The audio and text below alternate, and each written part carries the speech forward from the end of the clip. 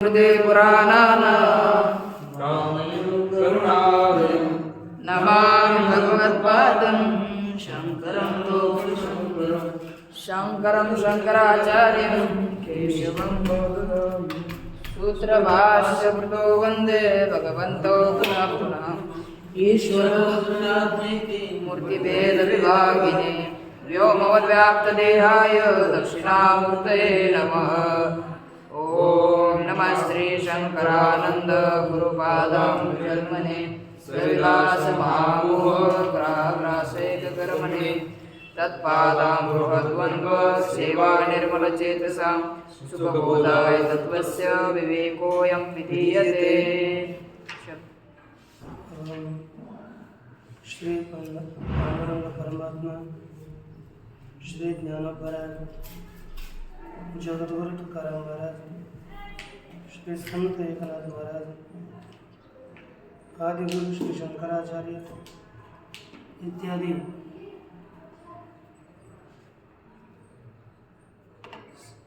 सर्व संतांच्या अलौकिक अहेतुकी अशा कृपेने पंचदशी या ग्रंथाचा विचार करत असताना पंचकरणापर्यंत आपण विचार केलेला आहे ना. आता ते पंचकरण हे दोन प्रकारचे आहे.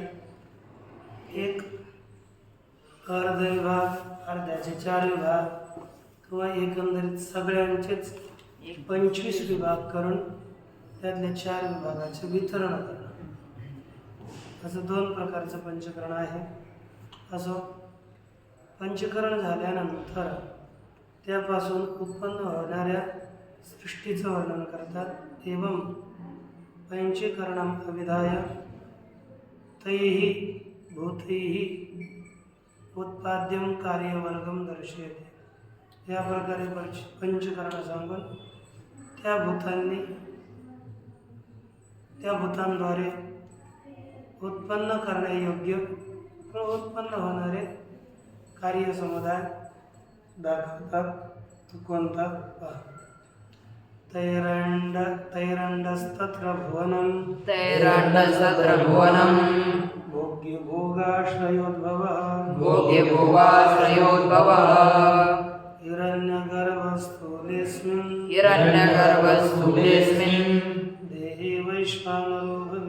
देहे वैश्वानरो भवेत्. तैः तत्र अंडः तत्र भुवनं भोग्य भोगाश्रयोद्भवः. काय सांगतात?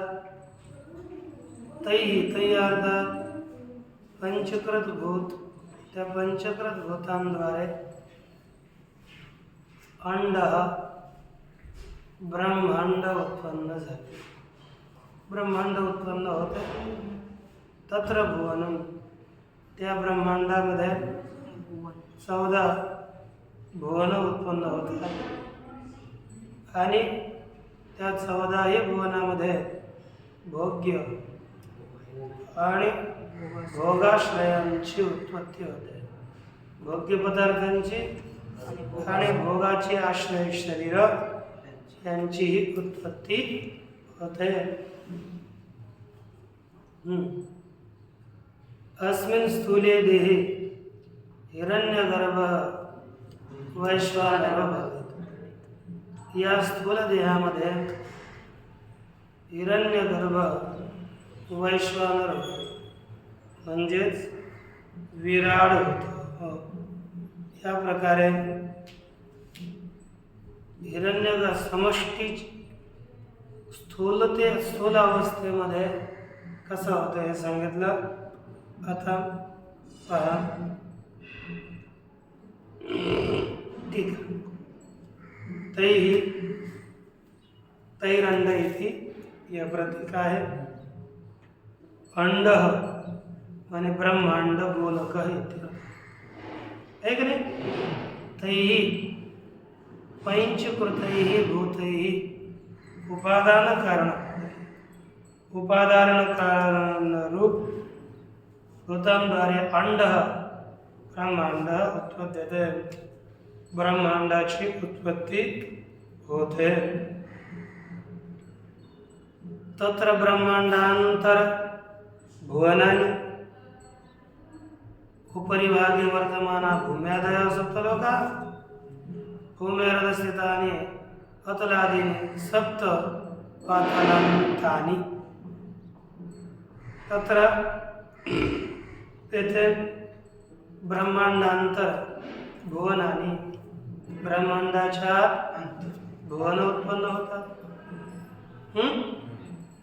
ब्रह्मांडाच्या आतमध्ये भुवन कोणते सांगते उपरी भागे वर्तमान वरती विद्यमान असणारी भूमी इत्यादी 7 लोक उत्पन्न होतात भूमी आधस्थितानी आणि भूमीच्या खाली विद्यमान असणारी अतलादीनी सप्त पातलांनी अतल वितल सुतल रतलातल पासातल मातल पाताल या प्रकारे 7 कार्यान भूर्भ स्वर्म जनाद सत्य ही वरती 7 लोक उत्पन्न होतात तेषुच भुवनेषु आणि त्या भुवनांमध्ये तैः प्राणिभिः भोक्तुं योग्य अन्नादिनी त्या प्राणींद्वारे भोगण्यास योग्य अन्न इत्यादी उत्पन्न होतात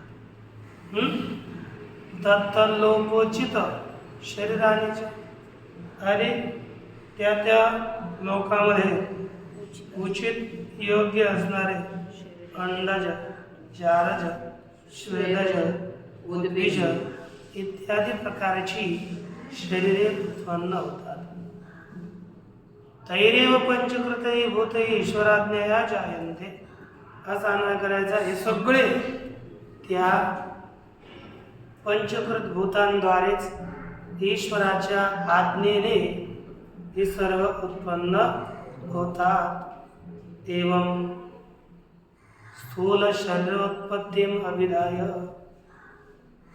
याप्रमाणे स्थूल शरीराची उत्पत्ती सांगून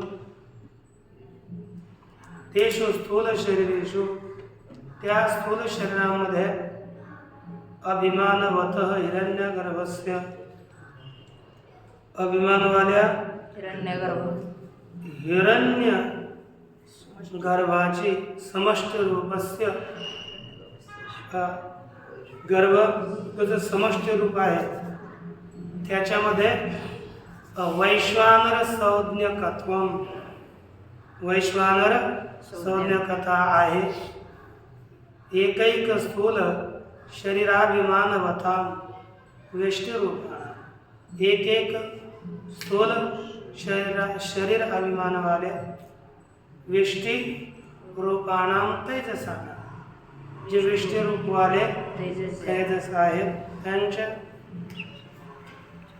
विश्वसंज्ञकत्वंच भवते त्यांच्यामध्ये काय होत आहे विश्वसंज्ञकता आहे हिरण्यगर्भामध्ये वैश्वानर संज्ञकता आणि तेजसामध्ये विश्वसंज्ञकता म्हणजे हिरण्यगर्भ विश्वसंज्ञतेला प्राप्त होतो आणि वेष्टि जे तेजस आहेत विश्वानर वैश्वानर तो आणि हे तेजस विश्वसंज्ञतेला प्राप्त होतात हे या ठिकाणी सांगतात भवति इति आह हिरण्यगर्भ इति अस्मिन् स्थूले देहे या स्थूल देहामध्ये वर्तमानो हिरण्यगर्भ वैश्वानरो भवेत विद्यमान असणारा हिरण्यगर्भ वैश्वानर होतो या प्रकारे या ठिकाणी याचं कथन केलं आता पुढे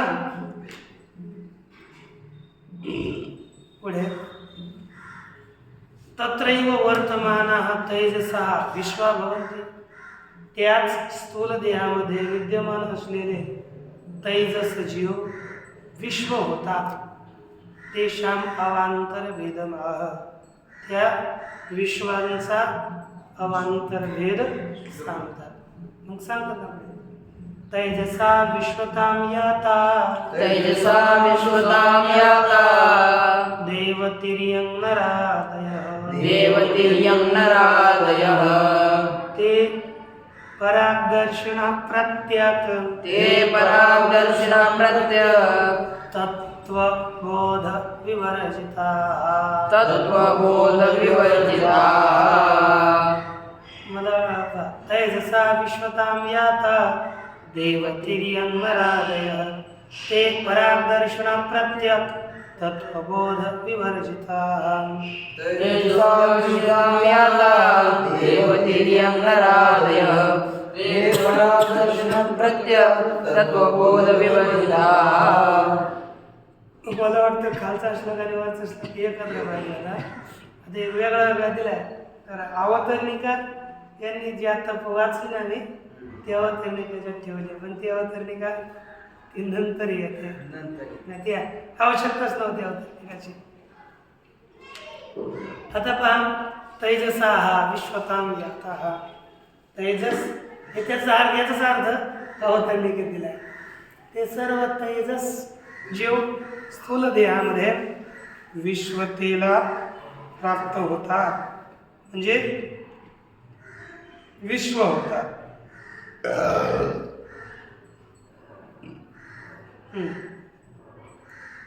आणि त्यांना कोणती कोणती नाव प्राप्त होतात. देवतिर्यं नरादयः देव तिर्य नर इत्यादी नामाला प्राप्त होतात. हे सर्व ते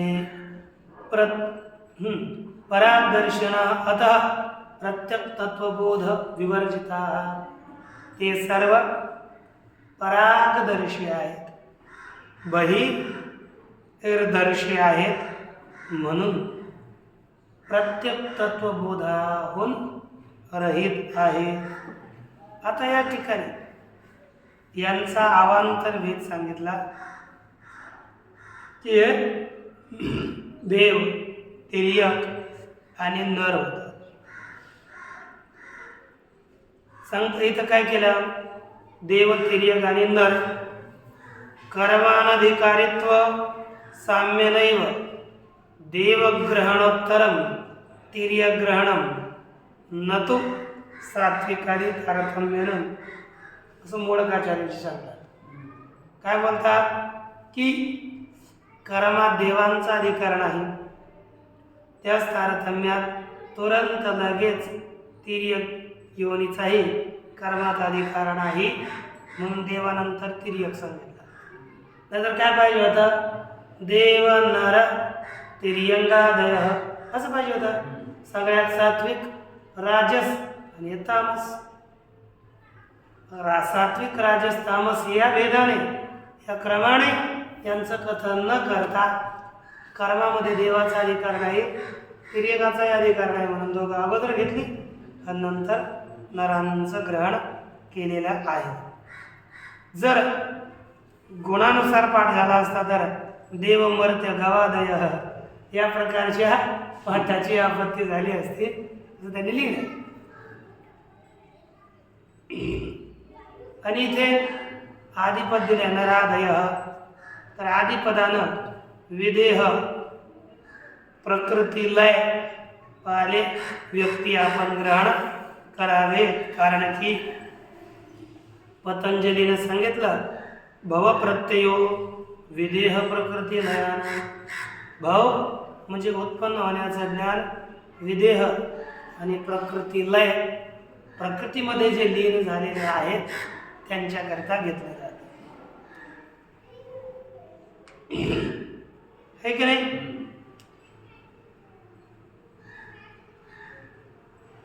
कारण की हा संप्रज्ञात प्रत्यय दोन प्रकारचा.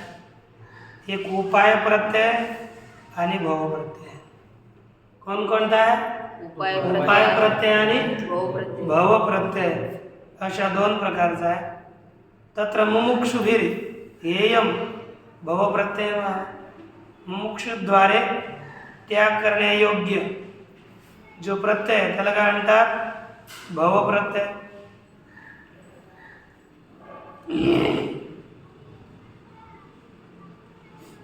आणि साधनेकरिता भव संसार प्रत्यय हा मोक्षांद्वारे त्याज्य आणि भव प्रत्यय म्हणजे उपाय प्रत्यय, उपाय ज्ञान हा मुमुक्षुद्वारा ग्राह्य, तो ग्रहण करून त्या प्रकारे साधना करून परमात्मा प्राप्तीकरिता मनुष्य जाऊ शकतो हे सांगितलं. आता आपण पहा मूल काय सांगतात.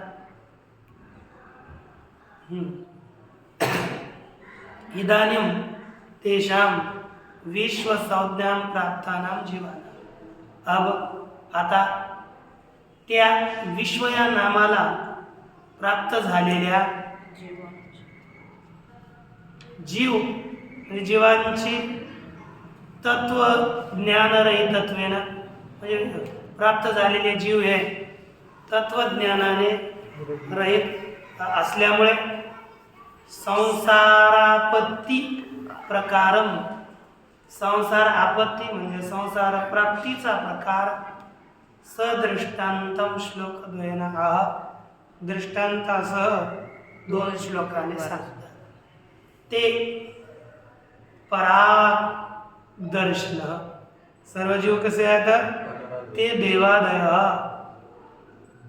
पराग दर्शन बाह्याने एव शब्दादीन पश्यन्ति. परागदर्शी आहेत, बाह्यच विषयांस पाहतात, न प्रत्येगात्मन आत्मान प्रत्येगात्म्यास ते पाहत नाहीत, कारण की पराईंचे गाणे व्यतृणात स्वयंभू तस्मात् परं पश्यति नान्तरात्मन्. हे सर्व स्वयंभू परमात्माने सगळे इंद्रिय ही बहिर्मुख निर्माण करून एक प्रकारे हिंसाच केली. म्हणून हे सगळे जीव बाहेरच पाहतात, आत पाहत नाही. कारण की बाहेर पाहणे हेच ज्यांचा स्वभाव आहे. इथल्या स्वयंभूचा अर्थ केला परमात्मा, कानी इंद्रियाने परांची पराग बहिरेवांचंती गच्छन्ति बाहेरच जातात. म्हणून व्यतृणात अकरोत यांची काय केली? एक रीतीने हिंसाच केली. किंवा व्यतृणाचा हिंसा केल्याचा अर्थ नाही करायचा, अकरोत म्हणजे इंद्रिय ही बहिर्मुख केली. व्यतृणाचा अर्थ केला बहिर्मुख केली. तस्मात् परं पश्यति म्हणून जीवात्मा बाहेरच बाहेर विषयांच पाहतो, अंतरात्म्यास पाहत नाही. तर संदेह होता पुढे म्हणून तार्किकादयो देह व्यतिरिक्तम आत्मानं जानन्ति. तार्किक इत्यादी देहावर भिन्न अशा आत्म्या जाणतात.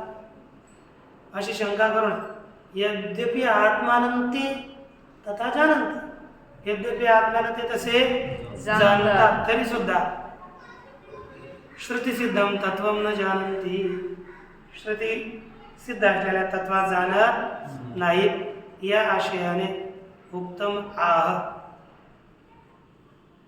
सांगतात की प्रत्येक तत्वबोध विवर्जिता, प्रत्येक तत्वबोधाने रहित आहेत. हे सगळे जीव प्रत्येक तत्वबोध रहित आहेत, आत्मस्वरूपात जाणत नाहीत.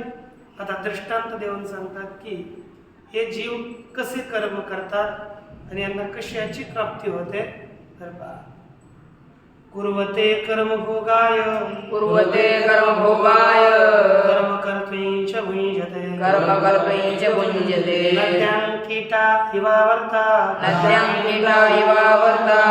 धावर्तान्तरमाशुते व्रजन्तो जन्मनो जन्म लभन्ते नैव निर्वृतिम् देवाः भोगाय कर्म कुर्वते. ते देवतिर्यं नरादय तेच घ्यायचा. ते भोगाय कर्म कुर्वते. कर्म कर्तुंच भुञ्जते. यथा नद्यां कीटः इव आवर्तात, है ना. नद्यां कीटः आवर्तात आशु आवर्तांतरं व्रजन्ति इव जन्मनः जन्म व्रजन्तः निर्वृत्तिं नैव लभन्ते. ठीक ना. आता अर्थ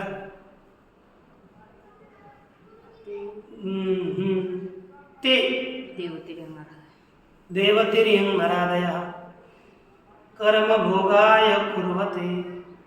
भोगाय कर्म कुर्वते. भोगाकरिता विषय सेवनाकरिता कर्म करतात आणि कर्म कर्तुंच भुञ्जते. अकर्म करण्याकरिता भोग भोगतात. नद्यां कीटाः आवर्तात आशु आवर्तांतरं व्रजन्ते. जसं नदीत किडे, नदीतील किडे आवर्तात भोवऱ्यातून आवर्तांतरम दुसऱ्या भोवऱ्यात शीघ्र जातात. हे का नाही. कारण जसं पाणी वाहील त्या वाहणाऱ्या पाण्यानुसारच केवळ पळत राहतात. म्हणजे या भोवऱ्यातून दुसऱ्या भोवऱ्यात जातात. तीव्रतेने जातात. त्याप्रमाणेच हे सगळे जीव जन्म व्रजंता जन्माहून दुसऱ्या एका जन्माहून दुसऱ्या जन्मास जात असताना निर्वृत्ती नैव लभन्ते. निर्वृत्ती म्हणजे सुखास प्राप्तच करत नाही. यांना सुख प्राप्त होत नाही. केवळ दुःखालाच प्राप्त होतात. केवळ गमनागमन यांचं चालू राहतं. इथं लिहिलं निर्वृत्तीम पारमार्थिकम सुखम इत्यादी. एवढं मोडकाचार्याने दिलेलं.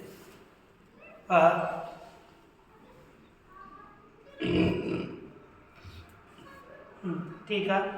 अतएव म्हणूनच भोगाय सुखादी अनुभवाय मनुष्यादी शरीराने अधिष्ठाय कर्म तत् शरीरोचिताने कर्माणि कुर्वते.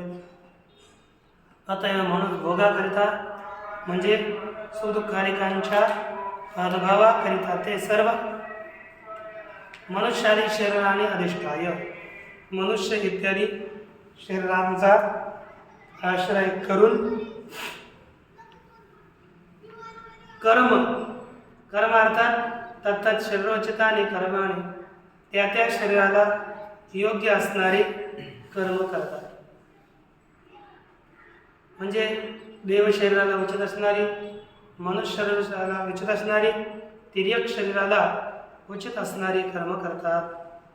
कर्मेती जातव एकवचनम.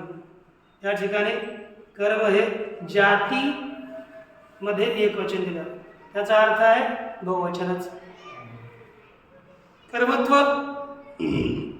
जाती ही सर्व ठिकाणी एक असल्यामुळे या ठिकाणी कर्मामध्ये सुद्धा एकवचनच दिलेले आहे.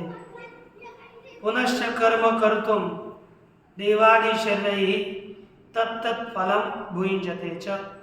पुनश्च आणि पुनः कर्म कर्तुम कशाकरता. कर्म करण्याकरिता देवादी शरीरैः देव इत्यादी शरीरांद्वारे तत्तत् फलांच भुञ्जते. कर्म करण्याकरता देवादी शरीरांद्वारे त्या कर्माचे फळ भोगतो. भोगतात. फलानुभवाभावे, फलाच्या अनुभवाचा अभाव असता तर तत्तत् सजाती इच्छानुपत्त्या, तत्तत् सजाती इच्छेची सिद्धी न झाल्यामुळे तत्तत् साधनानुष्ठान अनुपत्ते, त्या त्या साधनाच्या अनुष्ठानाची जी सिद्धी होत नाही है ना. तत्तत् अनुष्ठानाची अनुपत्ती झाली असते. म्हणजे जर आपल्याला तत्तत् विषयाची इच्छा झाली तर त्या विषयाच्या प्राप्तीकरता त्याच्या साधनाचे अनुष्ठान होते.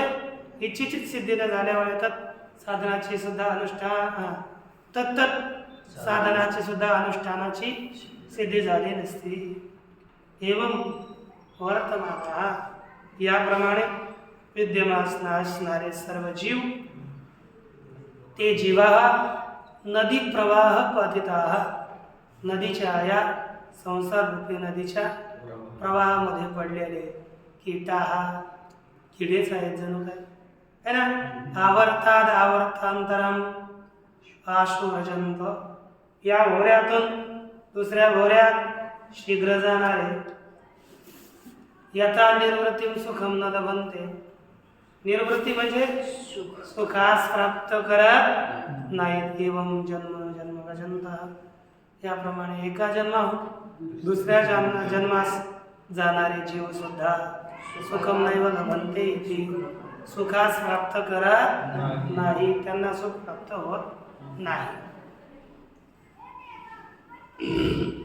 या प्रकारे सुखाचा अभाव सांगितला. एवं संसारापत्तीमभिधाय, याप्रमाणे संसाररूपी आपत्ती सांगून तत् निवृत्त्युपाय, त्या संसाररूपी आपत्तीच्या निवृत्तीचा उपाय दाखविण्याकरिता दृष्टांतम तावत आह, अगोदर दृष्टांत देतात.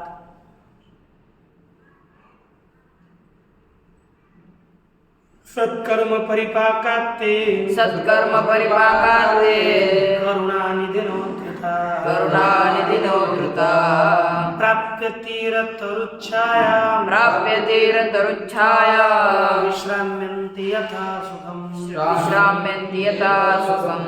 सत्कर्म परिपाकात्ते करुणानिधिनोद्धृता, प्राप्य तीरतरुच्छायां, विश्राम्यन्ति यथा सुखम्. सत्कर्म परिपाकात्ते करुणानिधिनोद्धृता, प्राप्य तीरतरुच्छायां, विश्राम्यन्ति यथा सुखम्. ते करुणानिधिनोद्धृता सत्कर्म परिपाकात् तीरतरुच्छायां प्राप्य यथा सुखम विश्राम्यन्ते. ते अर्थात कीटा करुणा सत्कर्म परिपाकात, आपल्या चांगल्या कर्माच्या परिपाकामुळे, एखादा आपलं चांगलं कर्म जर परिपक्व झालं, फल देण्याकरता उन्मुख झालं तर का उन्मुख सन्मुख, उन्मुख एकच आहे ना. फल देण्याकरता म्हणजे प्रकट झालं, उन्मुख झालं तर करुणा निधीना उद्धृता, करुणा सागर आशा एखाद्या व्यक्तीने उद्धृता,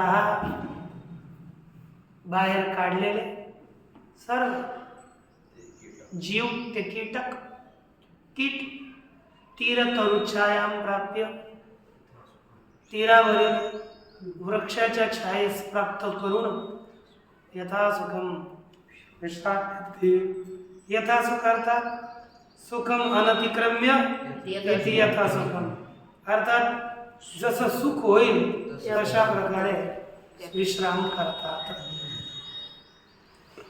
पहा, ते कीटाः, ते सत्कर्म द्या, ते कीटाः सत्कर्म परिपाकात, आपल्या सत्कर्माच्या परिपाकामुळे म्हणजेच पूर्वोपार्जित पुण्यकर्म परिपाकात, पूर्व उपार्जित म्हणजे प्राप्त केले, अर्जन केले, पुण्यकर्माच्या परिपाकामुळे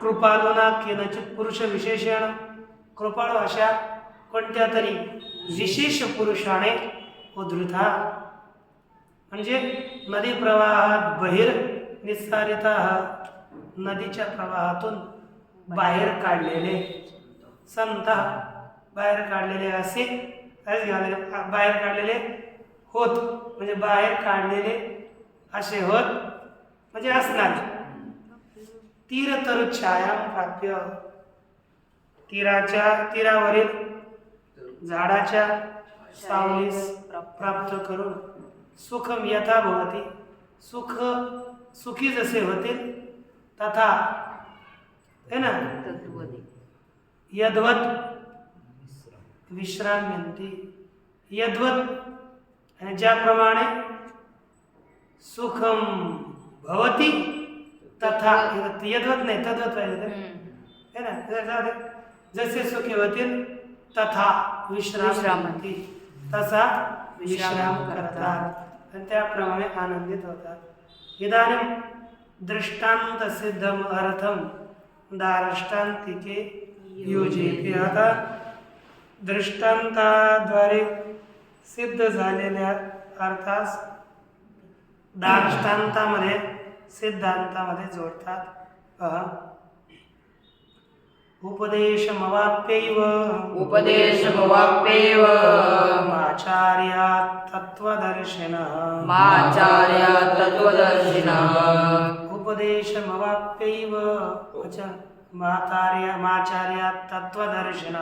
उपदेशमवाप्यैव माचार्या तत्त्वदर्शिनः पंचकोश विवेकेन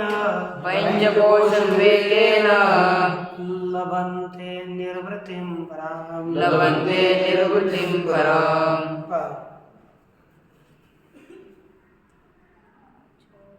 एवं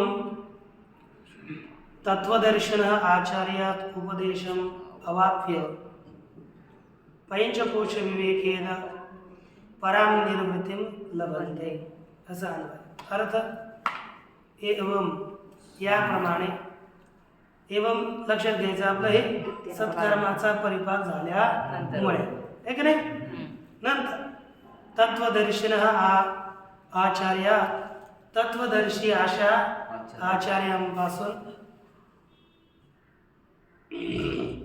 उपदेश ज्ञान प्राप्त करून पंचकोशाच्या विवेकाने पराम निर्वृत्तिं लभन्ते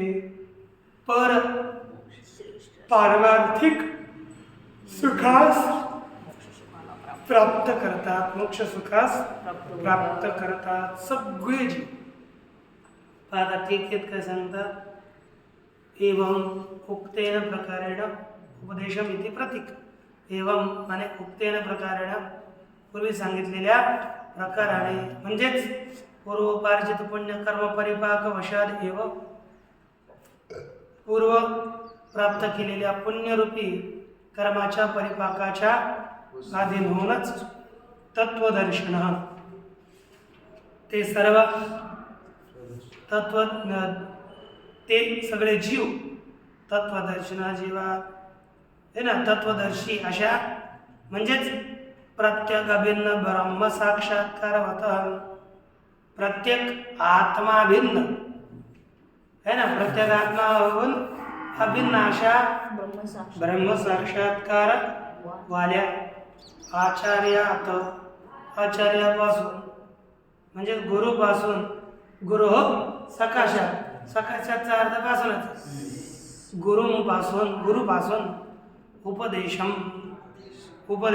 म्हणजे कोणता तत्वमस्य आदिवाक्यार्थ ज्ञान साधन श्रवण तत्वमस्यादी वाक्याच्या अर्थाच्या ज्ञानाचे साधन असा जो श्रवण त्या श्रवणास वक्षमाणम ते श्रवण कसं आहे पुढे सांगितलं जाईल असं श्रवण प्राप्त करून